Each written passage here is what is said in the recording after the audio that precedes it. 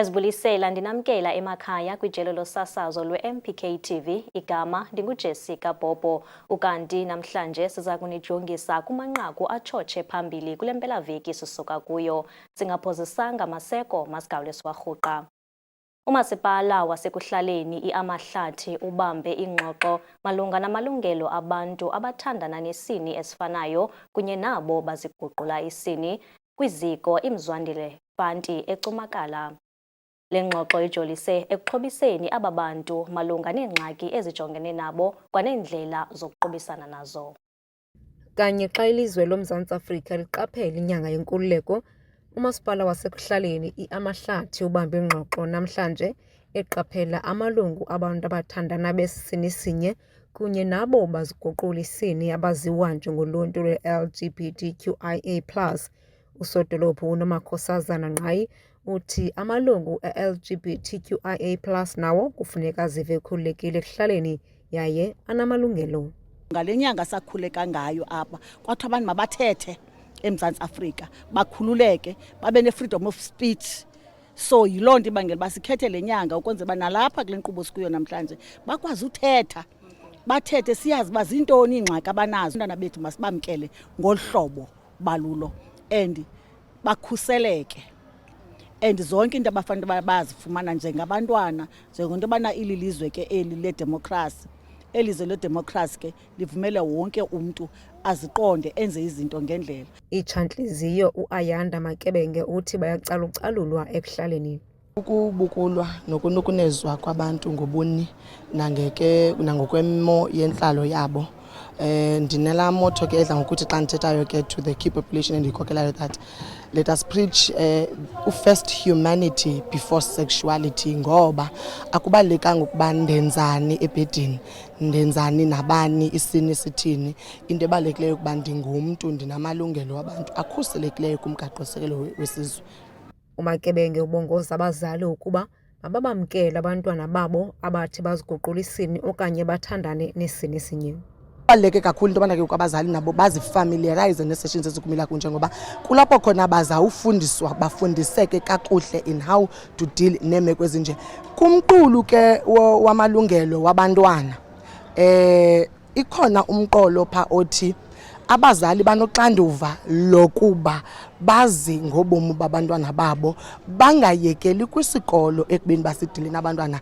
They must take active participation kwindima yabantwana babo. Ilungu le-Civil Society Forum uNotshayina Skepe uthi eyona nto abafuna ukuyibona emva kwale ngxoxo impucuko kwindlela abaphathwa ngayo. Ukuphuma apha sisazi into yobana bancediseka kanjani nakwa-zii-SPUs apha kwamasipala, bancediseka kanjani ngumeya, ii-challenges zabo bazithetha phi. And also sifuna ukuphuma apha sisazi into yobana at least umasipala wethu iyazincedisa ezi forums ukuze zikwazi uba zirejistarishe, bayazi into yoba nabo abantwana abafola under i-LGBTI okanye mhlawumbi abanezigulo zabo abafuna uncediswa ikhona indawo e-straight forward abaya kuyo. And also nathi at a provincial level sikwazi ubanceda apha kumasipala bakwazi ukusapotwa nayi-district yethu. Isebe lokhuseleko loluntu libe yinxalenye yale ngxoxo lize kuxhasa likwakhuthaza amalungu e-LGBTQIA+ ukuba zixele iziganeko zokuhlukunyezwa kwabo. Ndinguyamkela Mtshiyo kwiindaba ze-MPK eCumakala. Bekubanjwe umsitho wesikhumbuzo ngobomi beqala lomzabalazo uChris Thembekile Hani kwilali iSabalele eCofimvaba apho wazalelwa khona. Esenza intetho yakhe yosuku umphathiswa wesebe lezemidlalo uGayton Mackenzie uthi kuza kuvulwa uphando ngesiganeko sokubulawa kukaHani. Iminyaka ngamashumi-32 susela oko uChris Hani wathi walandulela eli limagatahlabayo wabulawa ke ngomhla we-10 kuApril 1992 ebulawela eBoksburg edutyula. uChris Hani ke wazalelwa apha eCofimvaba. Yiyo loo nto ke namhlanje silapha nosekela mongameli welizwe loMzantsi Afrika uPaul Mashatile kuzokukhunjulwa ubomi bukaChris Hani nendima ayidlalayo kwinkululeko yelizwe loMzantsi Afrika. uChris Hani ke wayelilungu lombutho we-African National Congress, wayelilungu lomkhonto wesizwe ekwanguye ke nonobhala wamakomanisi ethatha ke intambo kuJoe Slovo phaa ngonyaka ka-1991. Kanti kuChris Hani lo njengoba senditshilo uba wabulawa ngo-1993, otyholwa ngokubulala uChris Hani okanye wafunyaniswa netyala uJanoswalos wathi ke wabe uyagwetywa ngo-1993 ngo-Okthobha, kodwa sibone efumana ingqawule ngonyaka ka-2002. Kunyaka opheleleyo ngoDisemba sabona ethathwa ephindiselwa kwilizwe lakhe lasePoland emva kokuba efumane ingqawule, nto leyo ke yathe yabangela isankxwe kakhulu kubemi boMzantsi Afrika besithi noko bekungafanelekanga into yokokubana uJanoswalos wafumana ingqawule kwasekuqaleni, kwaye ke kwanokubana ahambe akhululeka ayotsho kwilizwe lakhe nalapho azawufika abe nako ukwenza udlalo-ndlebe namajelo eendaba ebalisa ngendlela elaqhubeka ngayo ke uhlaselo olo lukaChris Hani de esithi akazisoli ngesenzo awathi wasenza ngonyaka ka-1993. uChris Hani waziwa njengomntu owalwela inkululeko, edlala indima enkulu kunjalo nje ebhaca aphinde abuyele kwilizwe loMzantsi Afrika, ezama into yokubana abantu abamnyama bazibone bekhululekile. Apha ngaphakathi ke njengoba senditshilo uba ukhona usekela mongameli welizwe uPaul Mashatile, ukhona ke naye ongumphathiswa wesebe lezemidlalo uGayton McKenzie. Sibonile ekhatshwa ngamalungu ePatriotic Alliance ezekunikeza inkxaso ke apha kuye namhlanje. Sethethile ke nakhe emeqongeni njengomntu ojongene nenkcubeko nembali yelizwe loMzantsi Afrika, esithi ke nakhe ukuthe wafumana umnxeba kumama uHani emcela into yokubana makenze nangaliphi uhlobo uqinisekisa into yokubana imbali nomzilo ohanjwe nguChris Hani awucimi kwilizwe loMzantsi Afrika kwakunye ke namazwe angaphandle jikelele. Watsho senza sosithembiso kuGayton McKenzie sithi uzawuqinisekisa ngokwakhe into yokubana amaqhawe athalwela inkululeko eMzantsi Afrika imbali yawo iyaziwa kangangoko nakumazwe angaphesheya, esithi ke abantu okanye ke abaphathiswa nabomongameli balapha eMzantsi Afrika mabayeke ukoyika ukunikeza intyatyambo amagqala athalwelwa ilizwe loMzantsi Afrika, esithi ayoyika ukuphakamisa la magama kuba kaloku anexhala lokubana abantu bazokubuza uba yimali engakanani na ethe yabe yachithwa kuloo msitho lowo ubanjweyo wokukhumbula amaqhawe, esithi ke kanti kakufanelekanga uba kunjalo ngoba inkulu indima abayidlalayo silapha nje namhlanje ngabo negazi elaphalalayo ngenxa yabo. Watsho esithi ke into azawuyenza kuqinisekisa into yokubana wonke lo mzila lowo uyakhunjulwa, esithi ke kunyanzelekile uqatshelwe nokubana uphuma kowumphi na umbutho qhobela izandla umbutho we-ANC, esithi uChris Hani ngomnye wabantu abakhulu ebekufuneka into yokubana bajonge imihla yonke, efuneka into yobana umzila wabo ungalityalwa, esithi uyabulela kwi-African National Congress ethi sithi kafuneki bengamanye amaqela babe nomona ngoba bayawubona umqelo owathi wenziwa ngumbutho i-ANC kwakunye namalungu ayo. Apha ngaphakathi bakhona abantu baninzi bazile baphumile abantu basecofa imvaba xa ndinokubalela nje kwakunye nabantwana besikolo sibabonile apha ngaphakathi. Nekomkhulu laseRhode likhona liphumile nalo okanye ke umphathiswa okanye ke nolumphathiswa kunjalo nje inkulu baphathiswa yephondo leMpuma Kapa Oscar Mabuyane ukhona naye apha. uThulas Nxesi naye simbonile namalungu amakomanisi nawo akhona apha namhlanje. Silindeleke intetho ezawuthi yenziwe ngusekela mongameli welizwe loMzantsi Afrika ngethuba ke ezabe ebhiyozela ubomi bukaChris Hani nomqela wathi wawudlala kwinkululeko yelizwe loMzantsi Afrika. Masibuyele kuwe studio. Masithi xa kwangoku umbukeli sevenkileni kodwa awuzongayi ndawo.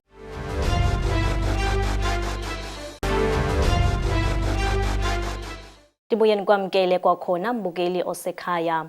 Ngomvulo ibilisuku lokuqala lwendibano yesibini ye-G20 eNelson Mandela Bay. Le ndibano iye yagxila kwezonxibelelwano kunye nezobuchwepheshe bale mihla, i-communications and digital technologies ngelasemzini. Sisegqaberha eBoardwalk nalapho iqela le-G20 elikhokelwa ngabantu abavela kumazwe ngamazwe bazokubamba umhlangano wabo wesibini kwesi sixeko seNelson Mandela Bay noza kuthi aqale namhlanje ayokuphela phaa ngalamhla we-11 kule nyanga simi kuyo Studio apho ke baza kugxila khona kukuthetha ngezoqoqosho kwezedijithali. Xa sisitsho ke ngoku sithetha ukuthi Digital Economic Working Group, ukanti ke ngoku ecaleni kwam za kuthetha kunye naye umphathiswa ovela phaa kwezonxibelelwano nobuchwepheshe yena ke umnumzana uSoli Malatsi. Mr. Malatsi, thank you so much for joining us from Bomakapa TV. It's a pleasure to join you. Well, Mr. Malatsi, firstly, please tell us on your observation of the beginning of this meeting today. Yeah, it's quite an exciting time for South Africa. This meeting is part of a series of working groups that give life to our G20 presidency. The focus on here is the Digital Economy Working Group.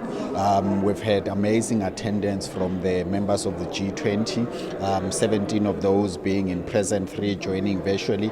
We've also extended invitations to 9 other countries, particularly those that we think are on the same level as South Africa in terms of digital transformation and those that we can learn from. So this is an opportunity to put our priorities on the focus in terms of the digital economy. And those priorities are not just South Africa's priorities, they are also Africa's priorities around meaningful connectivity to the internet, working together to build public digital infrastructure, which is something that both India and Brazil, including even Indonesia as the predecessors to the G20 presidency, put focus on.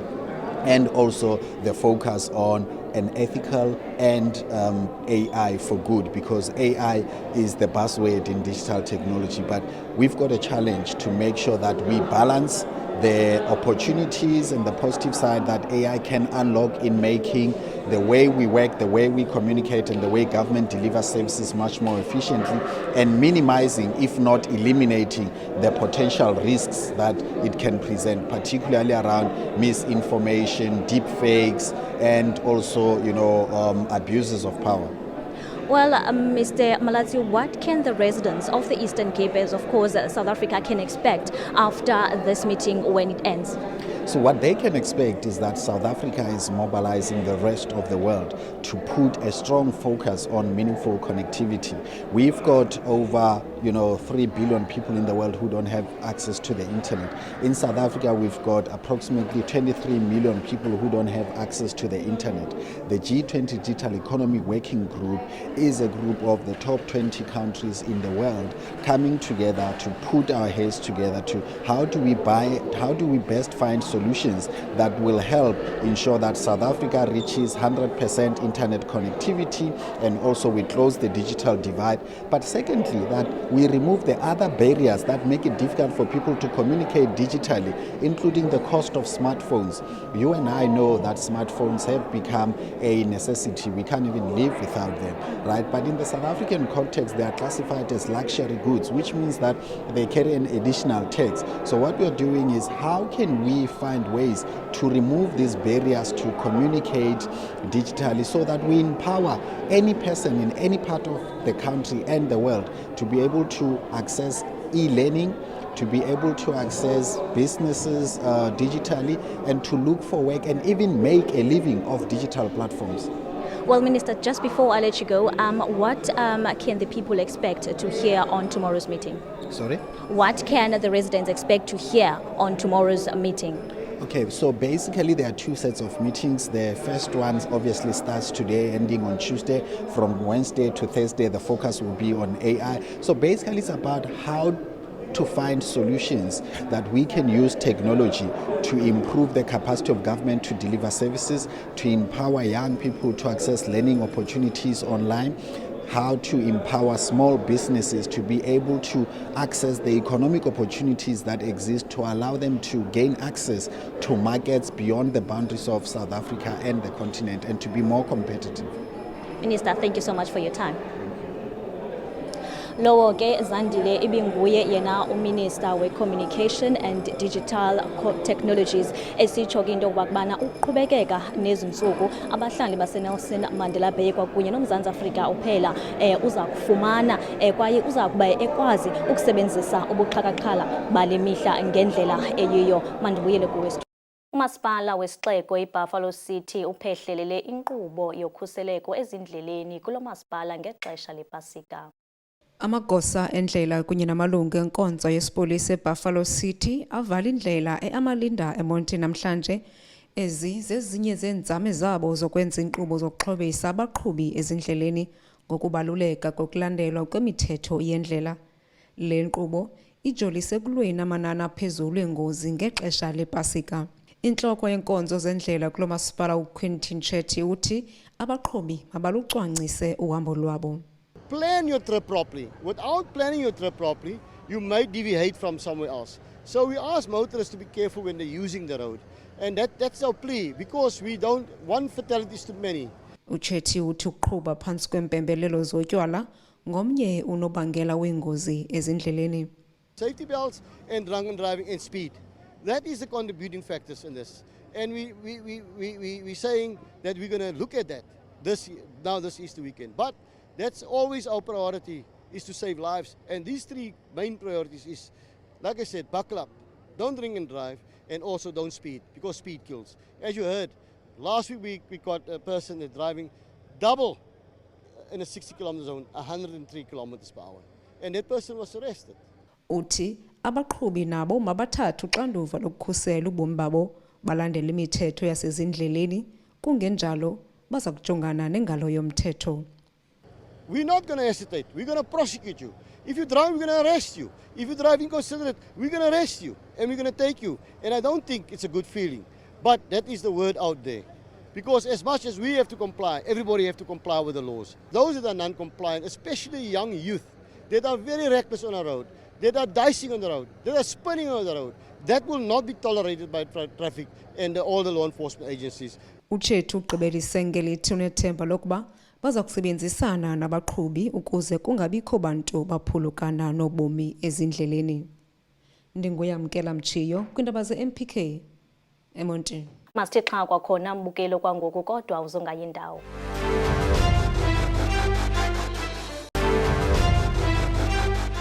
Ndibuye ndikwamkele kwakhona mbukelo sekhaya ngoku kwezemidlalo.